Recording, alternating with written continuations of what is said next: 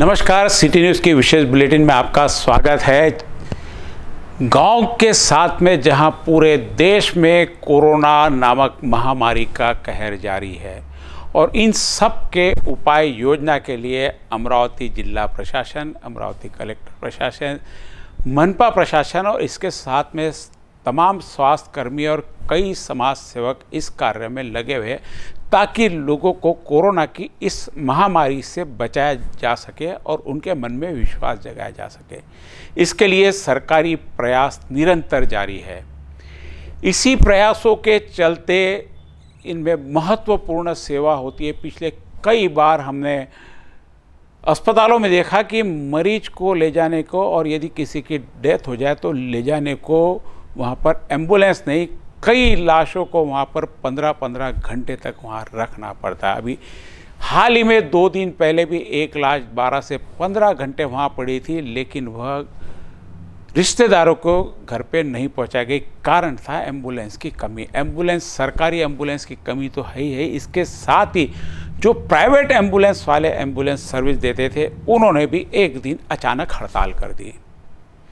अब इस हड़ताल के पीछे का कारण क्या, वो भी ऐसे आपदा के समय जहां पर सबसे महत्वपूर्ण सेवा और सबसे अत्यावश्यक सेवा एम्बुलेंस की होती है, क्योंकि मरीजों को लाना, ले जाना, घर पे छोड़ना, दवाखाने में छोड़ना, ये सारे काम एम्बुलेंस द्वारा किया जाता, क्योंकि प्राइवेट व्हीकल कहीं पे भी अभी अलाउ नहीं थे, ना लॉकडाउन के इसमें ना इसमें, क्योंकि हर मरीज को कोविड के संक्रमित के नज़र से देखा जाता था। कोई भी यदि बीमार हुआ तो हर व्यक्ति को लगता था कि इसको कोरोना है, उससे बचता था। कई डॉक्टरों ने भी इलाज करने से, जिनकी तबीयत खराब है, जिनको टेम्परेचर है, उन्होंने इलाज करने से मना कर दिया। कई डॉक्टरों ने तो अपने आप बाहर पार्टी लगा दी कि यहाँ जिसको बुखार है उनकी जांच नहीं की जाएगी। ऐसे समय हर व्यक्ति को सरकारी अस्पताल में जाना पड़ता, कोविड अस्पताल में जाना पड़ता, और इन जगह जाने के लिए क्योंकि ऑटो भी कई बार बीच में लॉकडाउन में बंद थे, तो मात्र एक एम्बुलेंस ही सहारा थी जिसके द्वारा जाया जाता था। कई मरीजों को एक दवाखाने से दूसरे दवाखाने में किसी चेकिंग के लिए जाना है, स्कैनिंग के लिए जाना है, एक्सरे निकालने के लिए जाना है।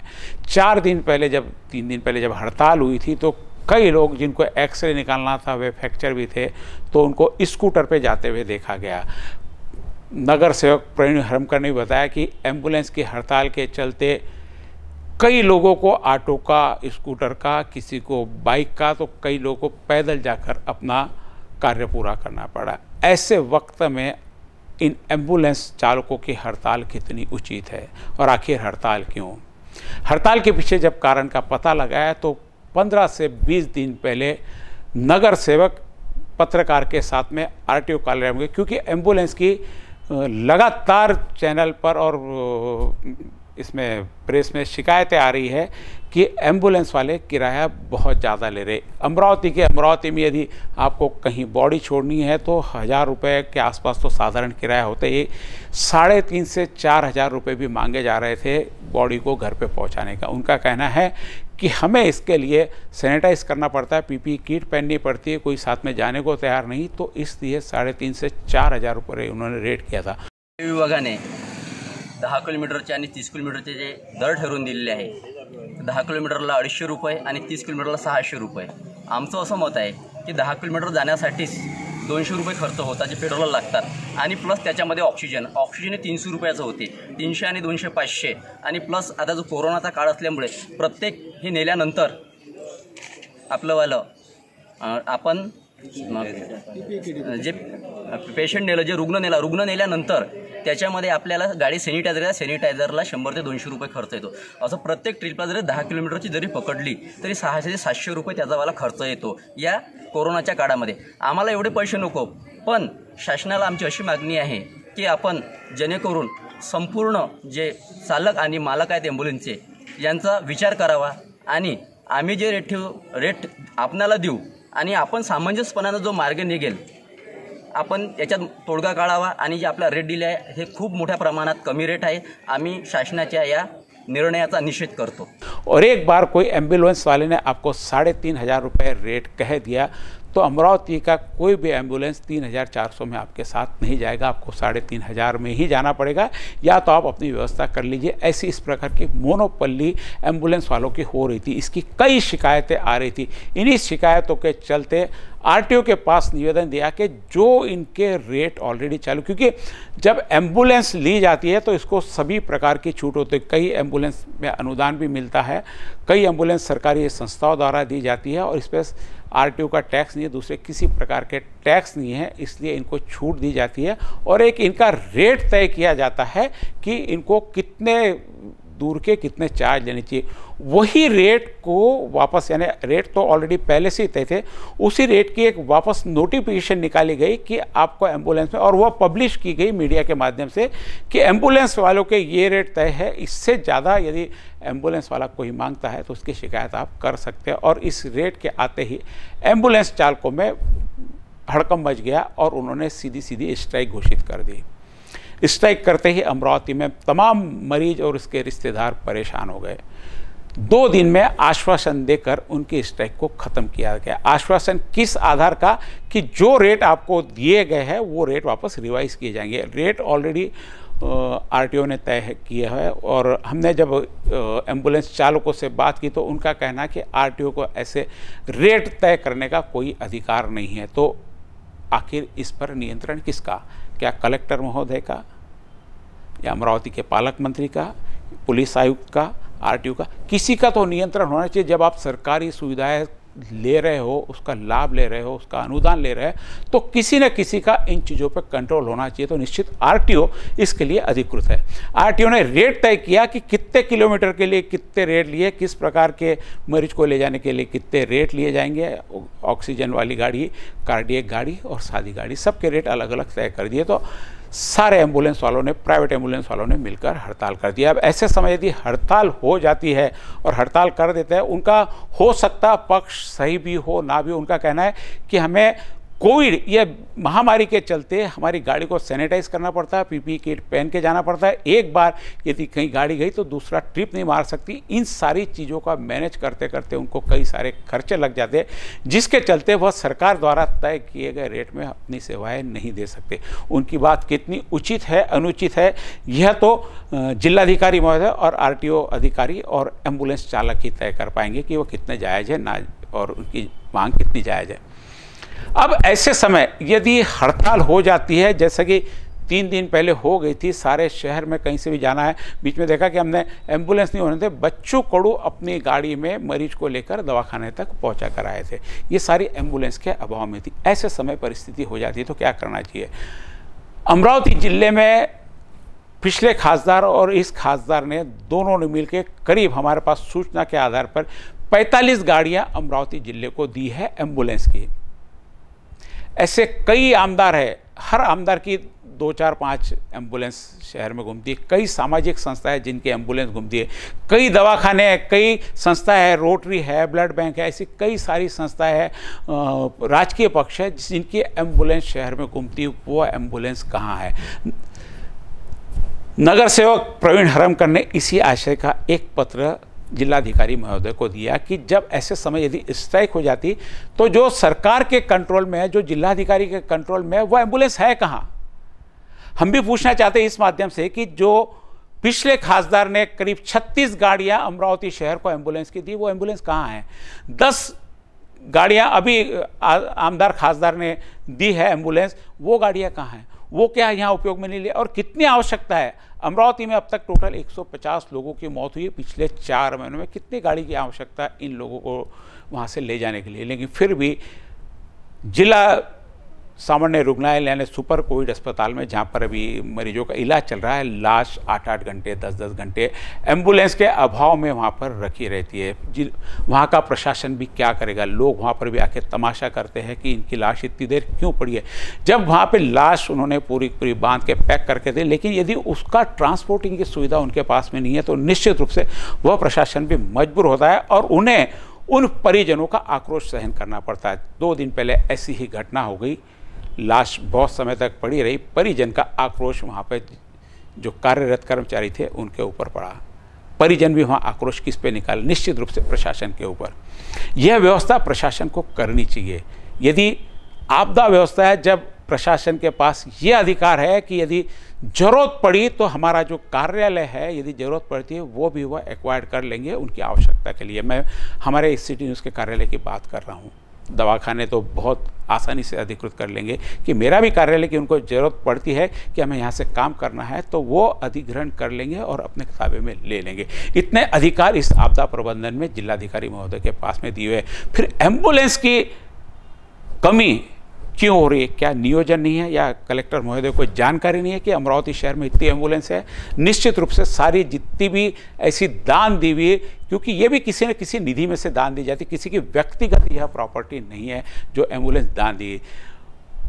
पिछले खासदार आनंद अड़सुल ने करीब 36 एम्बुलेंस पिछले 10 सालों में दान दी। 10 एम्बुलेंस अभी के खासदार ने दान दी और ऐसे कई आमदार खासदार, मुझे 10 के भी जानकारी है, बाकी कई ऐसे आमदार खासदार है, कई नगर सेवक है, कई राजकीय पार्टियां जिन्होंने एम्बुलेंस दी है। एम्बुलेंस निश्चित रूप से अमरावती में 100 से ज़्यादा ऐसी होंगी जो सरकारी काम में आ सकती है। जिलाधिकारी महोदय क्यों इन एम्बुलेंस को एक्वायर्ड नहीं करते, क्यों अपनी सेवा में नहीं लगाते, क्यों मरीज को वहाँ पर 8-8, 10-10 घंटे इंतजार करना पड़ता? एक ही एम्बुलेंस में 20-20, 25-25 कोरोना के मरीज एक साथ में ले जाए जाते हैं, जिनको कम सिम्टम्स है, असिम्टोमेटिक है, सिम्टोमेटिक है, सबको एक साथ में भरकर ले जाया जाता है। एक दूसरी भाषा में कहे कि एम्बुलेंस में ठूस ठूस कर मरीज लाए जाते हैं, वहाँ ले जाकर छोड़ दिए जाते हैं, फिर वहाँ से उनको वापस ले जाने के लिए एम्बुलेंस नहीं दी। 2 से 3 एम्बुलेंस शहर में काम कर रही है। किस प्रकार इतना कंट्रोल होगा, यह तो बिल्कुल देखने की बात है। जबकि महोदय के पास में सारी ऐसी जानकारी है, एम्बुलेंस की सारी व्यवस्था हो सकती है, उनके पास आपदा प्रबंधन के सारे अधिकार है। ऐसे समय भी यदि इन अधिकारों का उपयोग ना करें, क्योंकि जनता ने तो आपको पूरा सहयोग दिया है, लॉकडाउन में पूरा सहयोग किया, अपना व्यापार खोया, कई लोगों ने अपने परिजन खोए हैं, कई लोगों ने कोरोना का दर्द सहा है, लेकिन सरकार के हमेशा साथ में रहा। अब सरकार के अधिकार में जो चीज़ें हैं, और एम्बुलेंस बहुत अत्यावश्यक सेवा है, हड़ताल करना हो सकता है उनका वाजिब हो गैर वाजिब हो, ये तय करना हमारा काम नहीं है। यह प्रशासन और वह एम्बुलेंस चालक तय करेंगे कि उनकी हड़ताल कितनी वाजिब है। लेकिन ऐसे समय यदि जब हड़ताल की बात आ जाती है तो सरकार के पास पर्यायी व्यवस्था होने के बावजूद सरकार यदि यह प्रशासन यह व्यवस्था नहीं करता तो निश्चित रूप से प्रशासन कहीं तो भी इसमें नाकाम हो रहा है। इस एम्बुलेंस व्यवस्था के बारे में जब शहर के हमने गणमान्य लोगों से, जिनका लगातार इस कार्य क्षेत्र में काम पड़ता है, ऐसे लोगों से जब हमने बात की तो आइए सुनाते हैं उनके विचार। अभी जो एम्बुलेंस वालों की स्ट्राइक हुई है, इस पीरियड में जहां सभी लोग परेशान हैं, बहुत से लोग प्लाज्मा के लिए घूम रहे हैं, बहुत से लोग अपने पेशेंट के लिए परेशान हैं, हर व्यक्ति को अपने धंधे के कारण परेशान है, और इस तरह पेशेंट को तकलीफ़ देकर काम करना ये बिल्कुल बराबर, ये स्ट्राइक बिल्कुल सही नहीं है। और मेरी एम्बुलेंस सभी जो एम्बुलेंस के मालिक उनसे विनंती है, नम्र विनंती है, आगे बहुत समय है उनके पास में, आगे भी उनका अच्छा समय और आ सकता है, लेकिन ऐसे समय में बहुत सही दर लो और स्ट्राइक मत करो।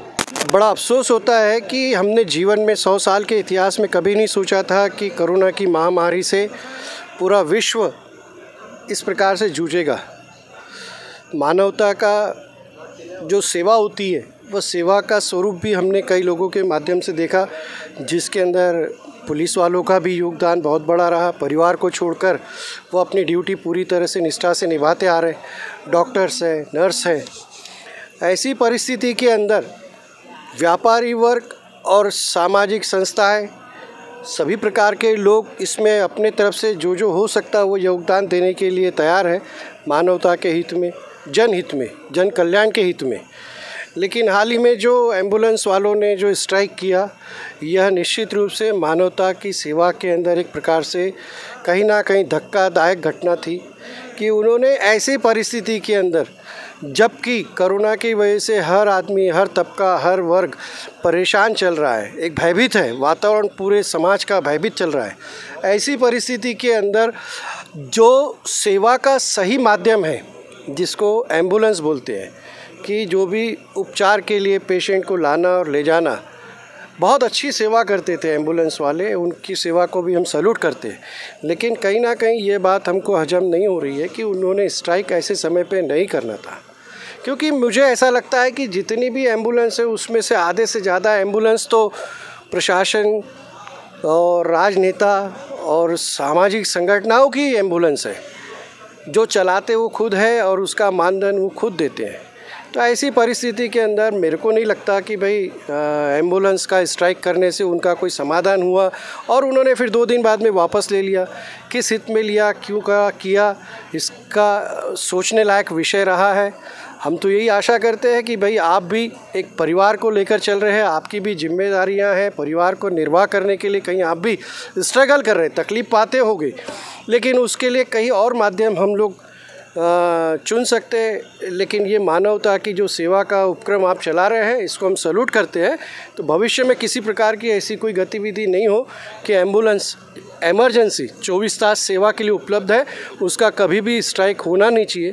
सरकार से भी यही प्रावधान की उम्मीद रखते हैं कि भविष्य में 24 तास सेवा देने वाली रक्तदान समिति के तरफ से मैं यही विनती करता हूं कि ब्लड बैंक 24 तास खुली रहती है, दवाखाने 24 तास खुली रहते हैं, वैसे एम्बुलेंस की सेवा भी 24 तास बिना किसी रुकावट के चालू रहना चाहिए। इसमें किसी प्रकार का स्ट्राइक का कोई प्रावधान नहीं होना चाहिए, ऐसा कानून बनाना चाहिए। ये जो समय था, ये समय स्ट्राइक का था ही नहीं, किसी भी प्रकार की स्ट्राइक, चाहे वो एम्बुलेंस की हो या किसी भी प्रकार की स्ट्राइक हो। लेकिन एम्बुलेंस एक बहुत ही गंभीर विषय था इस कोविड-19 के टाइम पर, और इस टाइम पे इन लोगों ने जो स्ट्राइक किए, मेरे हिसाब से अगर मैं एक शब्दों में उसको बयान करूँ तो ये नाजायज़ था। इस वक्त पे डिमांड इंसान की कभी भी पूरी हो सकती है, वक्त ये बाद में नहीं आएगा। स्ट्राइक की वजह से बहुत ज़्यादा प्रॉब्लम हुआ पूरे शहर में, पेशेंट को लाने में, लेके जाने में बहुत सारी इमरजेंसीज रही, और इस वजह से यहाँ पे अमरावती शहर ने बहुत एम्बुलेंस बंद होने की वजह से बहुत ज़्यादा भुगतान करना पड़ा पेशेंटों को इसके लिए। स्ट्राइक करना तो उचित नहीं था, मैं ये समझता हूँ, क्योंकि ये क्राइसिस के समय पर उन्होंने स्ट्राइक नहीं करना चाहिए था। पर उन पर जो समय आया है और जो उन पर चार्जेस उनसे बिना कंसल्ट किए डिक्लेयर किए गए हैं, ये नहीं होना चाहिए था। उनको विश्वास में बिठाकर, उनको साथ में लेकर, उनको अगर पहले आप कन्वे करते थे कि भाई इसमें पेशेंट के रिश्तेदारों को बहुत नुकसान हो रहा है या तकलीफ़ हो रही, और अभी सबके पास में पैसे की कमी है या फिर नुकसान में है, तकलीफ़ में है, ऐसे समय ज़्यादा डिमांड करना ठीक नहीं। और आपस में बैठ के अगर सुलह हो जाती थी, और आरटीओ के साथ में और ये इनका एसोसिएशन दोनों मिल के अगर बैठ के उसमें से रास्ता निकाल सकते थे तीसरा, तो ये स्ट्राइक करने का समय भी नहीं आता था, ऐसी नौबत भी नहीं आती थी। और मेरी ये बारे में कुछ स्ट्राइक जो एम्बुलेंस ओनर्स है और ड्राइवर्स है उनसे भी बात हुई। उनका यही कहना है कि जो रेट्स जो डिक्लेयर किए हैं वो बिल्कुल ही गैरवाजिबी है। 250 रुपये में ऑक्सीजन लगाकर अगर 2 घंटे 3 घंटे कोई जाता है तो उसको कुछ नहीं बचता, ये हम समझ सकते हैं। एक बार अगर कोई एम्बुलेंस चली जाती है 2 घंटे के लिए, तो वो ड्राइवर का पूरा दिन जाता, उसको मिलेगी तो दूसरी एक आधी और एक सवारी मिलेगी दूसरी सेकंड, और तो फिर दिन भर में सिर्फ 500 रुपये मिलेंगे क्या उसको? 500 रुपये यानी सिर्फ ड्राइवर का किराया निकलता है, ड्राइवर का जो डेली वेज है उतना निकलता है। फिर गाड़ी का खर्चा और बाकी ऑक्सीजन, और वो कैसे निकलेगा? सिर्फ वो समय जो लोग क्या देखते हैं, अभी क्राइसिस है, अभी इमरजेंसी है, अपने को काम 1 घंटे का ही है, लेकिन 1 घंटा बोलते बोलते जब वो 2 घंटे 2.5 घंटे 3 घंटे भी लग सकते, उस समय एम्बुलेंस वाला कुछ नहीं कर सकता। ये बातें ध्यान में रखकर दोनों भी अगर साथ में रह के मिल के सुलह करते थे तो उसमें तीसरा रास्ता निकलता था। अगर स्ट्राइक किया उन्होंने तो ये गलत है, मैं ये बोलता हूँ, पर उन पर ये समय नाही आना चाहिए था। महाराष्ट्रात नव्हे तर पूर्ण देशामध्ये कोविड-19चं थैमात माजलेलं आहे आणि जी घटना त्या दिवशी अमरावतीमध्ये झाली का काही ॲम्ब्युलन्स ज्या प्रायव्हेट ॲम्ब्युलन्स असतात त्यांनी बंद पुकारला होता। त्या दिवशी अशी परिस्थिती निर्माण झाली होती शहरामध्ये का कोणी ॲटोमध्ये तर कोणी कारमध्ये तर कोणी सायकलवर कोणी रिक्षावर कोणी बॉड्या नेल्या तर कोणी पेशंटसाठी एखाद्या डॉक्टरनी म्हटलं का याचा एक्सरे काढायचा आहे तर त्या गाडीवर 2 व्हीलरवर बसून न्यायचे, अशी परिस्थिती निर्माण झाली होती। थैमात माजलं होतं 2 दिवस। मी त्या संदर्भात कलेक्टर साहेबांना भेटलो आणि त्या विषय मांडला असा की बुवा आपण शासनातर्फे ज्या ॲम्ब्युलन्स गावात दिलेल्या आहे, जिल्ह्यामध्ये दिलेल्या आहे, त्या ॲम्ब्युलन्स कुठे आहे, ज्या सेवाभावी ॲम्ब्युलन्स असतात त्यांचा ज्या ॲम्ब्युलन्स आपण खासदार निधी आमदार निधी यामधून घेतल्या जातात आणि त्या पब्लिकचा पैसा आहे आणि त्या कशासाठी असतात, त्या लोकांच्या हितासाठी असतात। म्हणून मी त्यांना त्या दिवशी पत्र दिलं आणि पत्र देऊन त्यांना त्वरित सांगितलं की बाबा तुम्ही याची पर्याय व्यवस्था म्हणून काही करा, कारण की ते जे आहे ॲम्ब्युलन्सवाले ते प्रायव्हेट आहे। त्यांनी त्यांचा जो विषय आहे तो त्यांनी मांडला, दोमत नाही, त्यांचा तो विषय आहे, त्यांनी तो मांडला पाहिजे, पण अशा वेळेस नाही मांडला पाहिजे ज्या वेळेस जी परिस्थिती आज शहरात होती चालू आहे, अजून किती दिवस चालेल याचा काही अंदाज नाही. पण ज्या आपल्या शासनाजवळ पर्याय काय असतो, मग याच्यामध्ये काही गोष्टी एखाद्या वेळेस अशा झाल्या, यावेळेस अशा कोविड-19च्या परिस्थितीमध्ये असा प्रकार झाला, तर मग शासनाकडे ज्या आपल्या गाड्या आहे त्या गाड्या कशासाठी असतात, त्या गाड्या पर्यायी व्यवस्था म्हणून काहीतरी करायला पाहिजे होते, याची मी मागणी केली होती. आता अमरावती जिल्ह्यामध्ये किती गाड्या आहे, पुष्कळ गाड्या आहे. त्यामध्ये माजी खासदार असो, आजी खासदार असो, माजी आमदार असो, जे रनिंग आमदार असो, अनेक संस्था असो, यांच्या ज्या गाड्या आहेत त्या अशा वेळेस बाहेर निघायला पाहिजे होत्या आणि लोकांना सहकार्य करायला पाहिजे, एवढीच माझी अपेक्षा होती. कारण जे लोक धावतात, ज्यांना माहिती आहे, जे लोकांसाठी धडपडतात, त्यांना हा विषय समजतो आणि तिथं जाऊन परिस्थिती फार खराब असते आणि जो बिचारा साधारण माणूस असतो तो धडपडत, त्याला कोणी मदत नाही होऊ शकत. मग तो अशा वेळेस रानरान घुमतो. म्हणून माझी कळकळीची विनंती राहील कलेक्टर साहेबांना का बाबा तुम्ही आपण ज्या पब्लिकच्या पैशातून गाड्या घेतल्या जातात त्या गाड्या तरी रोडवर असल्या पाहिजे, एवढीच माझी विनंती आहे. नहीं, सबसे पहला विषय ये है कि एम्बुलेंस ने स्ट्राइक करने के जैसा कुछ कारण था ही नहीं. एम्बुलेंस के जो दर है, वो निर्धारित दर है, वो भी आज से नहीं है. तो हर 2-5 साल में प्रादेशिक परिवहन प्राधिकरण करके कमेटी रहती है, उसमें विभागीय आयुक्त से लेके पुलिस आयुक्त, एसपी और कलेक्टर्स, ये 5 जिले के सभी अधिकारी उसमें मेंबर रहते हैं. और वो कमेटी बाज़ार में पेट्रोल डीजल के रेट्स, स्पेयर पार्ट के रेट्स, टैक्सेशन वगैरह सबका एक सारासार कंक्लूजन निकाल के उसके रेट निर्धारित करती है पर किलोमीटर के हिसाब से. ये सब रेट अस्तित्व में थे और हमारे गणपति मंडल की भी एम्बुलेंसेस है, कार्डियक एम्बुलेंसेस है, सेवा भावना से हम लोग चलाते हैं. तो इसलिए वो निर्धारित दरों से भी कम में हम लोग चलाते हैं. लेकिन ये कोरोना की महामारी के चलते विशेषतः ये 1-1.5 महीने के 2 महीने के पीरियड में अनेक गंभीर विषय की तकरारें, कंप्लेंट्स आई. हमारी एम्बुलेंस को लिमिटेशन थी तो जहाँ जहाँ पहुँचा सके हमने पहुँचाई एम्बुलेंस. लेकिन हमारी एम्बुलेंस के जाने के बाद में पेशेंट इतने बढ़ गए कि आपको आश्चर्य होगा कि इतवारा बाज़ार से पेशेंट को जाना था दयासागर से विलासनगर और विलासनगर से फिर से दयासागर. तो ये इसका 6-6 हज़ार रुपये, 5-5 हज़ार रुपये एम्बुलेंस वालों ने लिए 2 घंटे के. तो सहज मुझे शंका आई. मतलब इसके रेट तो निर्धारित रहने को ना, मैंने आरटीओ को लेटर लिखा कि मतलब इसके क्या रेट है, ये पब्लिश करो, लोगों को मालूम होने को ना क्या रेट्स है. तो वो पत्र के जवाब में मुझे 1.5 महीना पहले लेटर आया, उसमें किलोमीटर और पर आवर ऐसे रेट्स थे. उसका अगर कैलकुलेशन निकालने जाओ तो आम नागरिकों के दिमाग के बाहर का विषय था कि पर किलोमीटर इसका करना. मतलब साहब इसको गीते साहब को मिला, मैं चंदू भी सजोती है, और उनको बताया कि किलोमीटर और घंटे के हिसाब के बजाय आप बोला अमरावती से जनरली जाना पड़ता नागपुर, सावंगी, मेघे या अकोला. तो इनके डिस्टेंस के हिसाब से आपके रेट में उसको बाइफरगेट करके खुला कर दो. उसमें 10 किलोमीटर के, 30 किलोमीटर के, 50 किलोमीटर के, 90 किलोमीटर के, 100 किलोमीटर के ऐसे स्लैब डाल के दो.